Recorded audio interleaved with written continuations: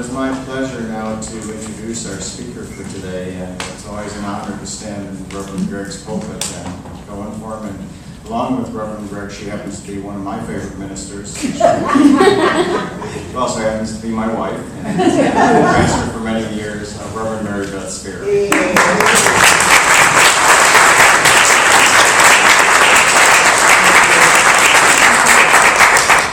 Thank you for the beautiful music. Let's do that again for you.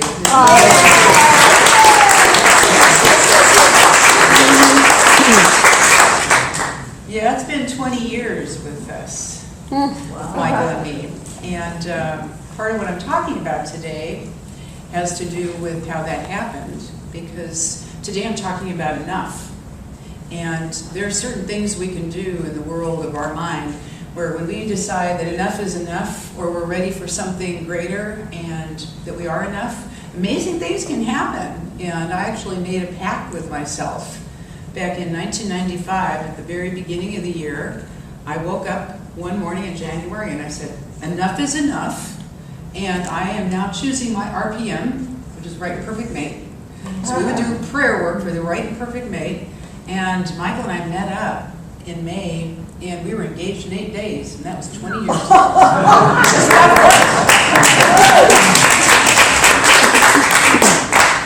Well, it's always wonderful to be asked by our fabulous minister, Greg Barrett, if we would fill in for him while he's out of town. And he and Lynn are with one of their spiritual teachers this weekend, getting well fed. So it's just a real privilege to be here and to be able to connect up with all of you. I give the talk I need to hear, so I always appreciate that you show up and just let me talk to you.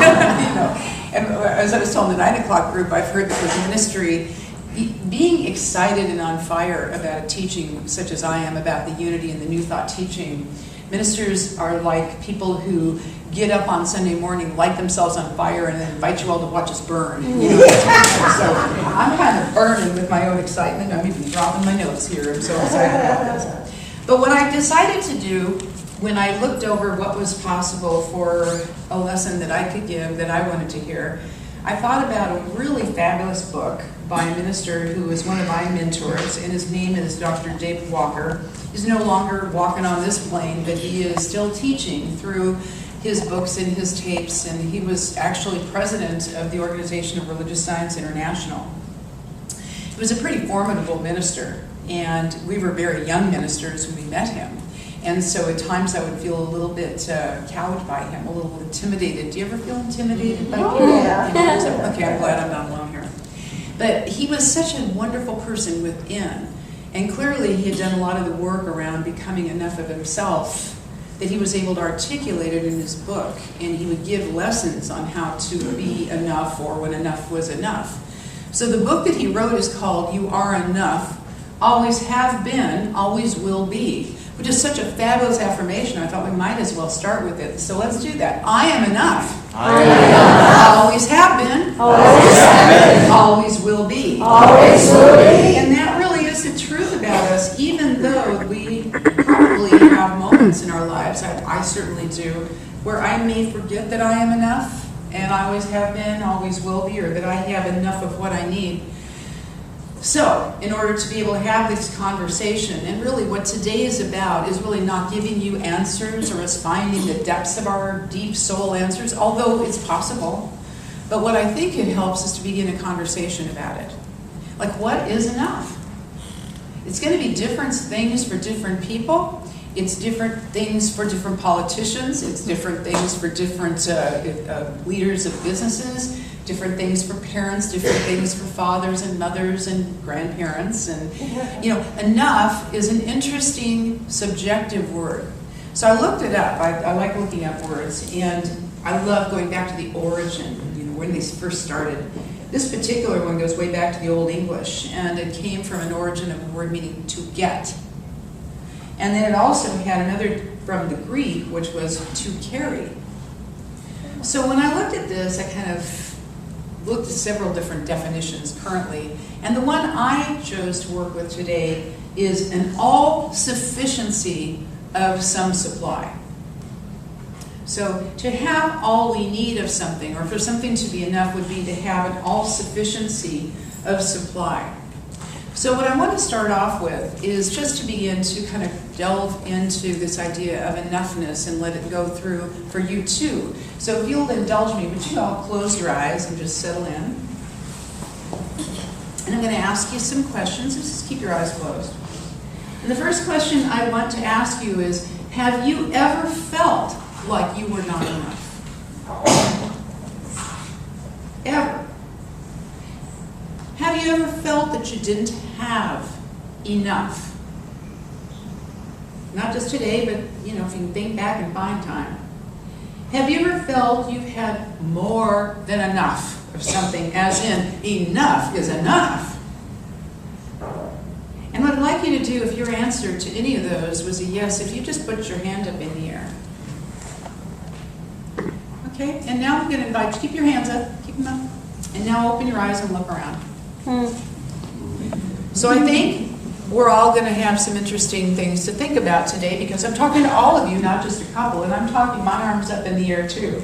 So what I would love if you would do is if you would just lean over to somebody that you just greeted and just let them know how glad you are that you're here today. Just, I'm so glad you're here. Just let somebody know.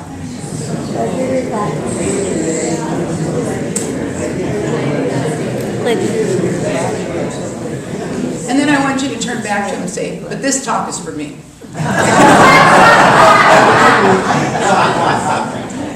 Okay. That particular little over was one of my little gems I get. A lot of you have been around Martha Creek, who happens to be one of my wonderful mentors. And she often starts her services with that. So that's a little bit of what we call ministerial research. If you steal from something, one place that's stealing, but if you take things from a lot of places, that's research. So we do a lot of research, okay? So here it is, in this center, from the very moment that Michael and I walked in here, and even though we were pastors, we had left a pulpit, and now we were really church shopping. We were seeking a community of like-minded people. And so we came in, we knew Greg from way back when. But we came in here one Sunday morning, and from that point on, that particular day, and many days after, one of the things we have been required by him to affirm is what? Change what? I love it. Bring it on, bring it on, bring it on. See how obedient we are? So here's what I'm suggesting you today is we're going to talk about these ideas about enough, okay? And when we think about change, I love it, bring it on, bring it on, bring it on. What we're really doing is writing a blank check to the universe and throwing it out there to get cashed and then letting it have its way with us. Because change will not always look really comfortable when it comes to us. And we notice this. Yes. Right? Okay, so right now, what we want to do, and I want to get our daily word out here. Where did I put it? Oh, here it is. Today's daily word was wonderful. I love the fact that the theme of the day is depth, going deeper, okay? To go deeper into something is to know more about it. So we may know something about change. We may know something about what we might think enough looks like or is. But in order for us to have a deeper conversation, we want to make a commitment that that's possible. So do you think it's possible for you today to go deeper into the inquiry of what enough is for you, and maybe move barbs around a little bit? Are we willing to do that? Okay. It's not necessary, but it's real possible that you could walk out of here today changed. It's really possible that there could be something that would happen in this next 20 minutes that would mean that when you leave today, you're not the same person that walked in the door. Are you willing to even entertain that as a possibility? Absolutely. Thank you. So that's about depth, okay? And it talks about in here, first the quote was, I discover living waters in the deep well of my soul. Inner waters, and Michael spoke about the waters being the consciousness of us.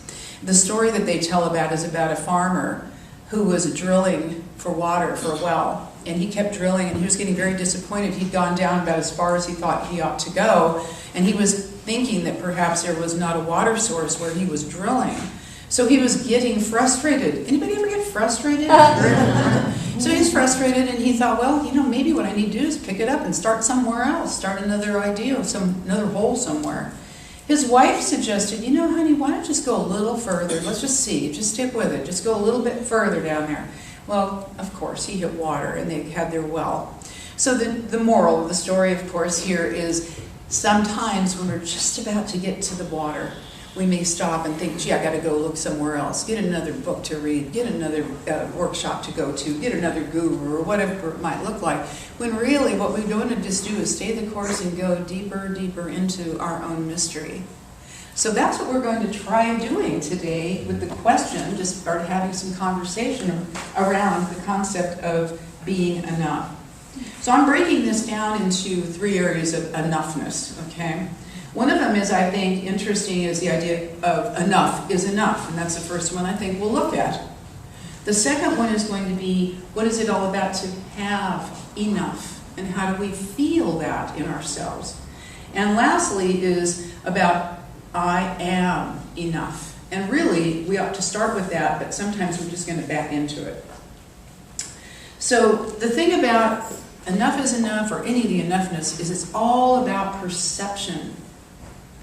My perception of life is going to be very different than yours in many ways. We will have a lot of similarities, but we're going to have a lot of differences. Because life is what we perceive it to be through the filter of the conclusions we have drawn about things in our lives. We conclude ideas about everything from how Christmas ought to be, to who ought to come to the family party, to what clothes I should wear, to what house I should live in, to how those people ought to behave. You know, that whole thing, we all do this, right? So we have conclusions about how life ought to be, and because we have conclusions, our minds have filters that want to filter out everything unlike our conclusion and filter in everything like the conclusion. So our perception is going to be based on what our beliefs are, and we have different sets of beliefs. That's why it's interesting, because all of this starts looking a lot like the truth, and my truth is going to be very different than Joe's truth, because my truth comes out of my conclusions. It's going to be very different than Louise or Lois. It's going to change as we change. So part of the going deeper is our perceptions will be changing too. Do you see how that works? Because we show up out of our conclusions too, and that's kind of an interesting thing. So I love the idea that all our thinking comes out of habit. Do you agree? We think habitually about 60,000 thoughts a day. Okay? And I have a wonderful quote by Aldous Huxley that says, habit is second nature, and when we've gone on doing, and I would say, or thinking, and a natural thing long enough, it comes by mere familiarity to seem completely right and proper. Would you agree with that? You know, if you've done a habit long enough, if you've done it this way along, we've done some exercises on that. So when it comes to the idea of what is enough, that's going to be coming out of perception. And our perception is all about our imagination. You know, we imagine things. And that's one of the most beautiful faculties of mind, because it really is that which can either keep us jailed or be that which can keep us free. I love a subscription that I have, and I know a few of you have done this now, where you can go on a computer and sign up for tut.com, T-U-T, and it stands for Totally Unique Thoughts. How many of you guys know about this? Oh, not very many of you, so this is perfect. Anyway, this is a great thing. This would be a good takeaway for anybody that wants to have daily affirmations come into your inbox. And Mike Dooley is the author of the TUT, and what he does is he writes you letters from the universe. And they're really fun because they can come to you personalized. I'm going to read you one that he sent me the other day. He said, Mary Beth, I love it, it's me. He says, Mary Beth, there's a name for the magic which transforms lives, connects dots, moves mountains, and orchestrates coincidences that shock and astound. It's imagination. And it continues, and there's a name for all that stops you in your tracks, stirs fear, spins wheels, and leaves you wondering, hey, what's up with that?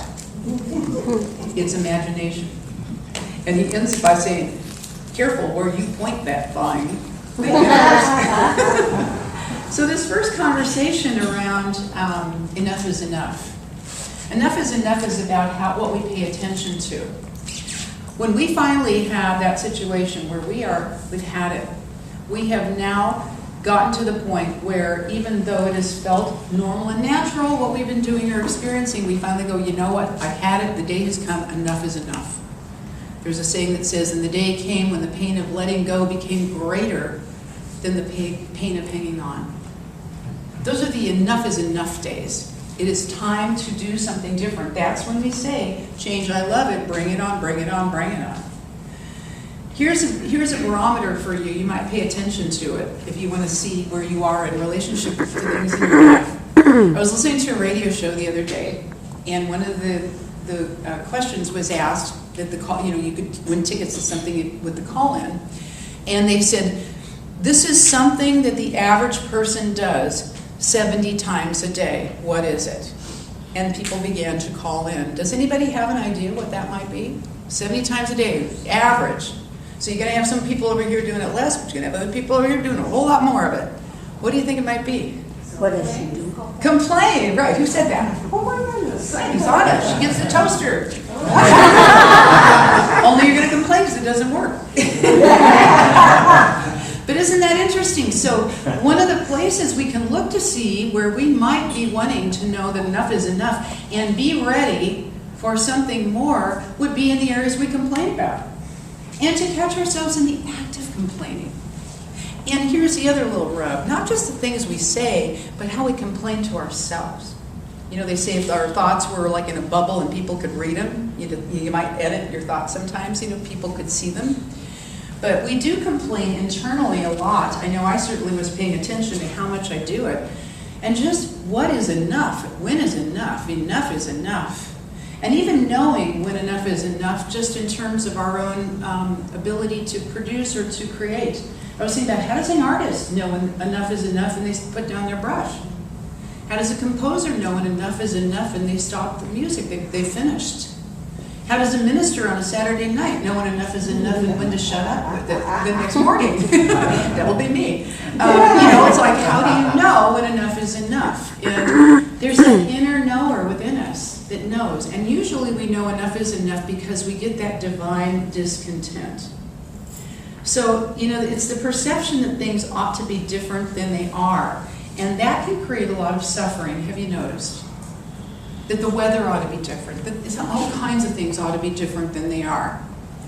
So what we want to be able to do is realize that there are those things that we can do something about at the level of the external, and there's also things we can do something about at the level of the internal, because one of the things we can always do may not be to change the conditions, but we can always change our mind about them. One of the ones I'm working on right now as we get ready for weather in the winter 2015, I really have set a decision. I'm going to change my mind about the snow and about winter, because it seems to be one of the things that I have expended a lot of my complaint units on. I know I'm small and proud here, but I think there's a few of you who've done it with me.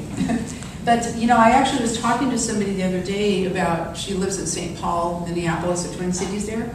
And I was talking to her and I said, Michael, I really love Minneapolis. The weather, She goes, I love the weather.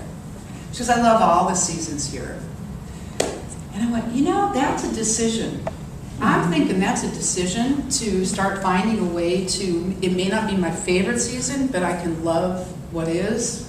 And I think that's some of the work that a lot of us have done with Martha Creek and Byron Katie work, and we do it here in this church. But that's when enough is enough of feeling like I'm tired of complaining. I'm tired of hearing myself complain. So I make a decision. So the point of power is in the power at the point of decision, that ability to decide that today is the day that I want it to be different. I was telling the 9 o'clock folks, when I bowl, I'm not a very good bowler. And there's times we'll be bowling, my friends and I, and we'll keep bopping that darn ball in the gutter, how that feels. And so finally there'll be a point where on our score sheet, like after I roll one of those bad balls, we'll take the pencil and do a real dark line. We call it a stopper. And we go, okay, everything after that's going to be better. You won't believe how often it works. It's just the best. So if you find yourself in one of those points where enough is enough of whatever it is, you can make that choice, that power of decision to make something be different. And then from there, what we do is we support it with our thoughts and with our self-talk.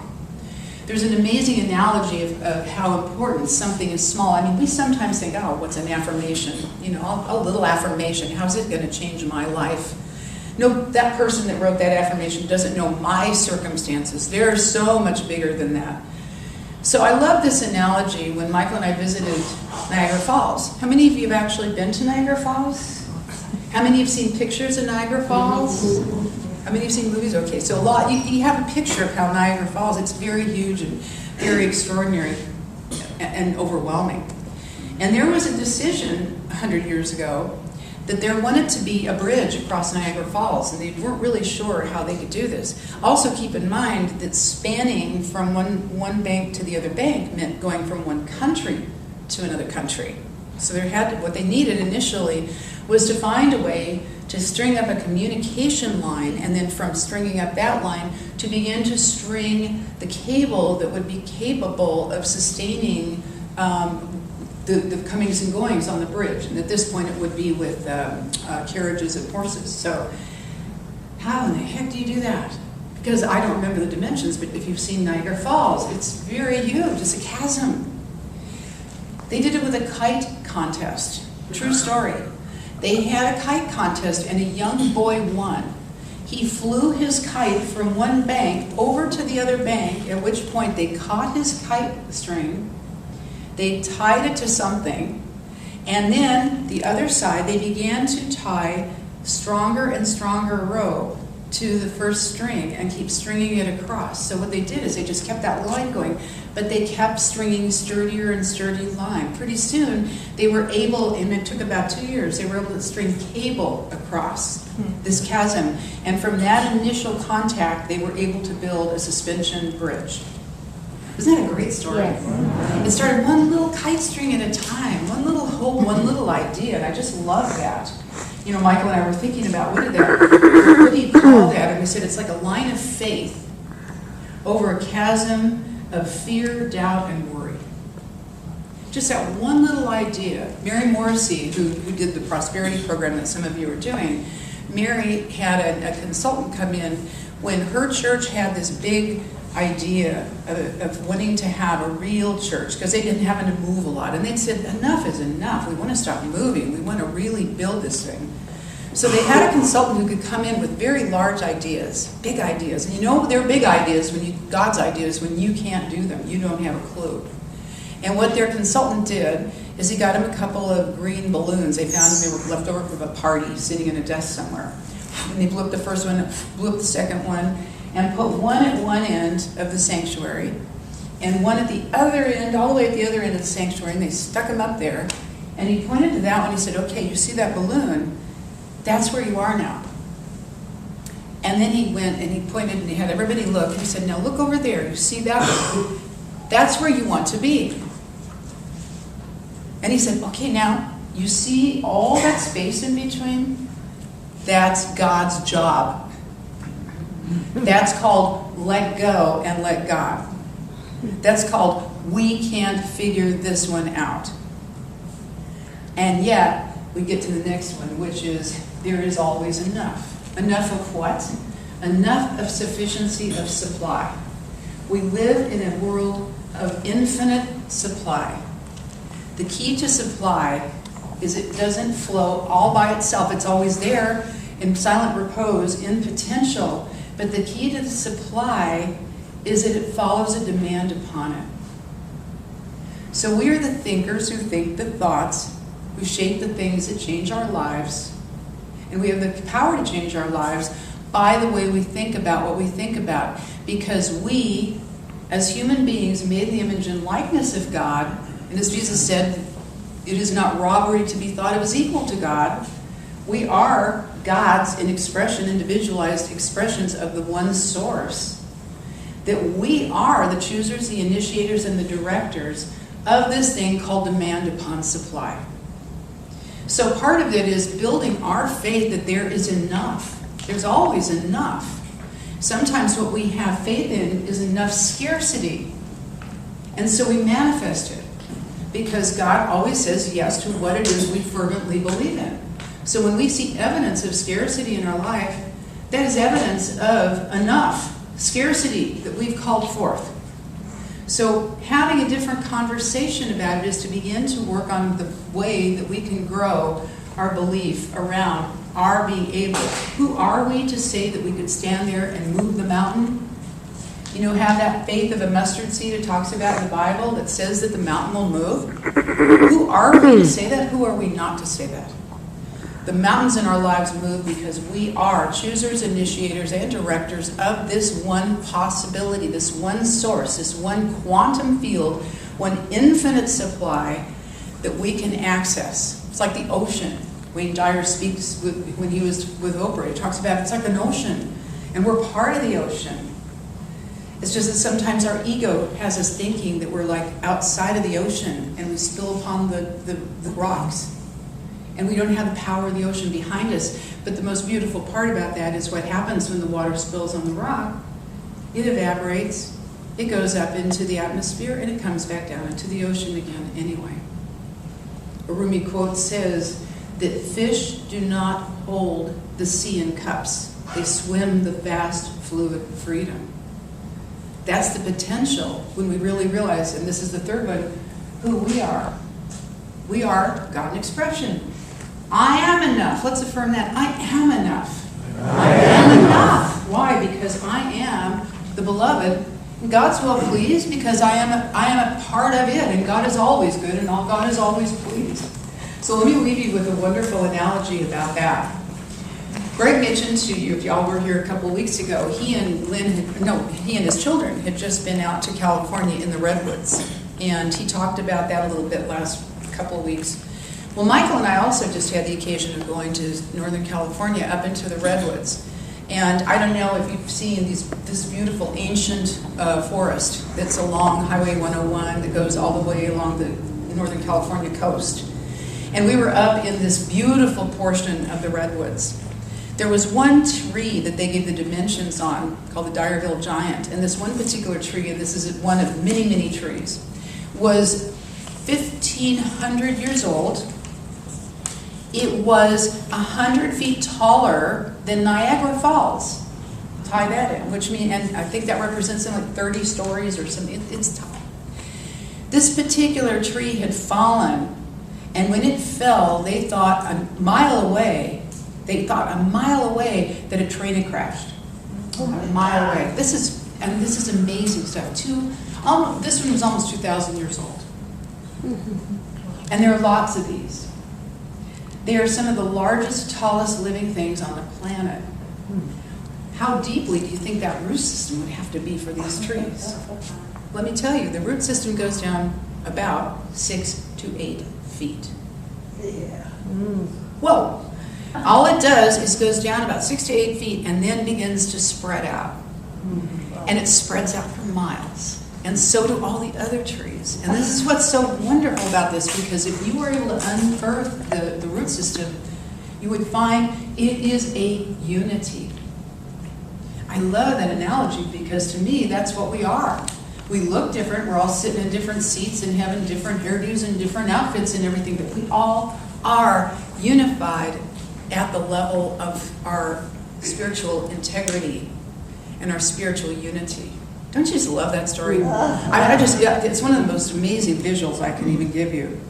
So let me end with a couple of words by this wonderful teacher of Michael's and mine about enough. He said, I don't think we can make ourselves feel like we're complete or enough. We have to let ourselves feel enough. And this is because spiritual awareness cannot be forced. It has to evolve in its own way and at its own pace. Sometimes divine revelation simply means adjusting your brain to hear what your heart already knows. As we have satisfied the yearning in our souls to understand our place in life, each of us can say, I am enough. Having made this great journey, we can now move forward. And as we do, we welcome the many challenges of life with a sense of joy, not dread, and not competing with others, not struggling to be somebody, but accepting ourselves today in this moment, just as we are. I am enough. The simple acceptance establishes the foundation, a starting point that we can build on. And as we use our minds to create new and wonderful experiences, we remember that no experience can make us more of what we already are. Individualized expressions of life of greater consequence than anything we will ever accomplish. My friends, it's time to be enough. So let's close our eyes, and I'm going to affirm that for us in a prayer. These words are spoken in the first person so that they come right to your heart and mind. I am an individual. No one has ever used their mind the way I have mine. No one has ever laughed or cried exactly the way I have, and that's because there is only one me for all time.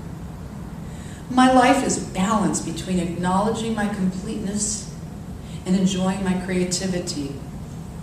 From this day forward, I vow to take charge of my mind, what I think, what I feel, and what I believe. My life will be what I make it, regardless of the experiences I've had or am having now. How wonderful it is to be enough. How wonderful that it is time to be enough. Thank you, God. And so it is. I invite you right now to just be present and let yourself go within. You may wish to close your eyes. To just be present to that I am, that I am. That great knowingness that sets me free into a greater awareness of this thing called life. And I invite you to know that I am for yourself, just as I know it for myself, as I speak this word in the first person. I am that. I am. I am that. I am. I am all the qualities that God is. The one power, the one presence, the one life, the one intelligence that has created this universe in its own likeness and image. Created me in its own likeness and image. With all the qualities of God, of life, light, love, power, peace, beauty, joy, radiant health, and abundant prosperity. I am that. I am. I am all these qualities that Spirit is. And so is everyone else. Each and every person in this universe is created in that same likeness and image of Spirit, expressing life uniquely and wonderfully in their own way. While it may be different than I express life, I accept this unity of all, that we are each one in that same presence, that same intelligence, that same power that has created this universe and continues to create it in each and every day, in each and every moment. I am that I am. In the ever-present now is happening in this now moment, so that I am expressing all these qualities of Spirit in this now moment. That I know right now that I am prosperous and abundant, that I am healthy and well in my body and form, that I attract and maintain in my life wonderful, fulfilling relationships that are loving and supportive, and that I have fabulous creative expression, doing the things that I love to do in every way, through my work, through my hobbies, through my crafts, through anything I may do in my life, my music, my art, whatever it is, it's all God expressing uniquely and wonderfully through me. So I know today that I truly am enough. I am enough to express God perfectly today because I am created in the likeness and image of God. I am enough to have a wonderful expression of life today. I am enough to let in all the good around me and to circulate it back out into the world. So I am so grateful for this expression of good in my life today. I know that all things good are unfolding for me right here and right now. I accept my good. I accept my good, and I say thank you, God. Thank you, God. Thank you, God, for the magnificent expression of life that is mine to enjoy right now, here and now, and each and every day. So knowing that this word I have spoken and that we have each spoken within ourselves is already complete and fulfilled within spirit, because there is no time and space, there is only the now. I accept that it is done and complete for each and every one of us, here and now. Knowing this, I turn it over to Spirit. I let it be done. And I seal this by saying, and so it is. This is our time to join together in affirming our knowingness of prosperity and abundance and our offering.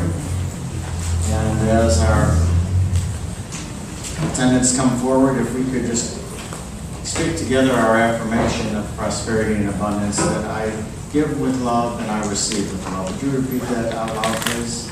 I give with love and I receive with love. And now silently to yourself. And again out loud, I give with love. I receive with love.